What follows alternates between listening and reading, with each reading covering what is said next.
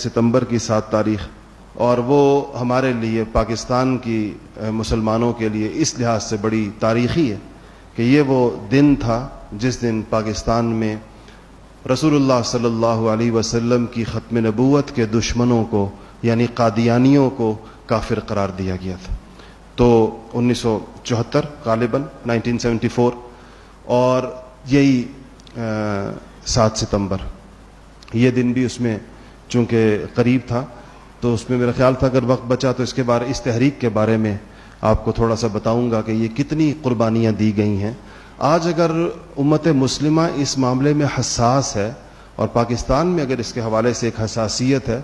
تو ہمارے حکمرانوں کو اس حساسیت کو سمجھنا چاہیے۔ ہر دور میں کوئی نہ کوئی چھیڑخانی اس قوانین کے حوالے سے ان مسائل میں اور لوگوں کو بلا وجہ مشتعل کرنے کا باعث بنتی رہتی ہے۔ یہ قانون ایسے آسانی کے ساتھ نہیں بنا تھا، اور جو لوگ یعنی ظاہر بات ہے کہ ہم نے تو وہ دور نہیں دیکھا، ہماری پیدائش سے پہلے کی باتیں پڑھا ضرور ہے ہم نے اس کو، لیکن شاید اس مجلس میں کچھ ایسے بزرگ ضرور بیٹھے ہوئے ہوں اس عمر کے لوگ جنہوں نے تحریک ختم نبوت کو دیکھا ہوگا، یا انہوں نے کم سے کم اس کی خبریں سنی ہوں گی اس دور کو، کہ وہ بڑی جس کو کہنا چاہیے طویل تاریخ تھی، ایک پوری تحریک تھی، اور بڑے ملک کے طول و عرض میں اس پر، حالانکہ ایک اسلامی ملک تھا پاکستان،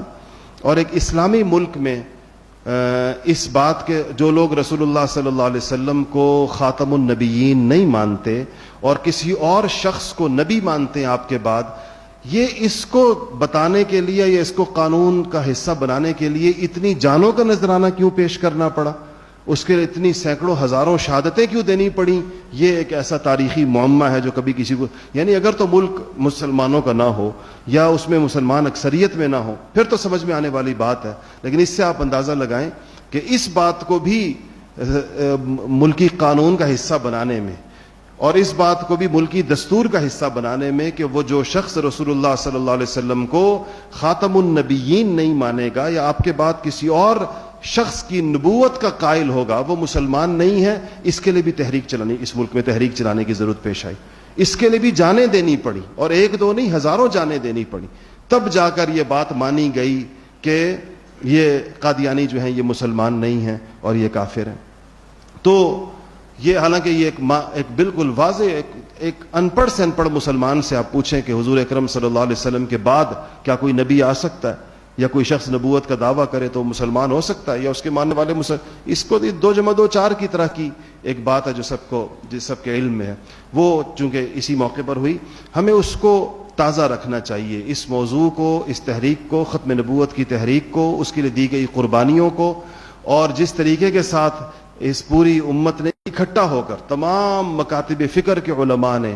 ایک پلیٹ فارم پہ کھڑے ہو کر جو اس بات اپنے امتی ہونے کا ثبوت دیا کہ رسول اللہ صلی اللہ علیہ وسلم کی ختم نبوت کے معاملے میں ہمارے درمیان کسی قسم کا کوئی اختلاف نہیں ہے، یہ ایک اس امت کی ایک یکجہتی کا بھی ایک بہت بڑا ثبوت تھا جو اس دور میں ہمارے بزرگوں میں سے حضرت عطا اللہ شاہ بخاری رحمۃ اللہ علیہ کے بارے میں آتا ہے، انہوں نے بڑی قید و بند کی صحبتیں برداشت کی اس سلسلے میں، تو ایک بڑے ہی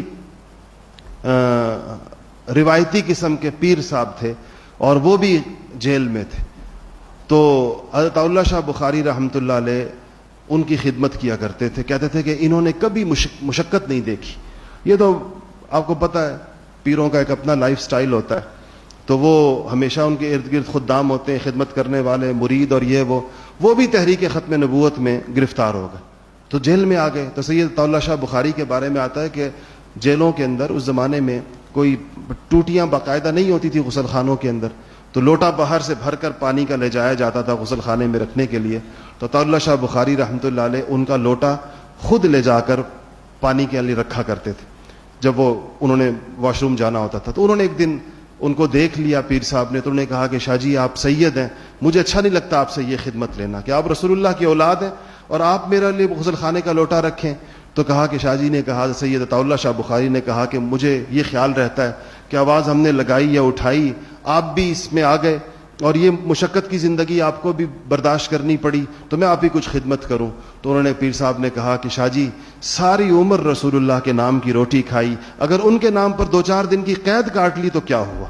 کہ ساری عمر ان کے نام کی روٹی کھائی، تو اگر ان کے نام کے پر 2-4 دن کی قید آ گئی تو اس میں کون سی ہے؟ یہ جذبہ اس زمانے میں ہر طبقے کے اندر تھا. اللہ جل شانہ اس کو باقی رکھے اور مجھے اور آپ کو بھی اسی عقیدے پر زندہ رکھے اور اسی پر موت دے. وآخر دعوانا الحمدللہ رب العالمین.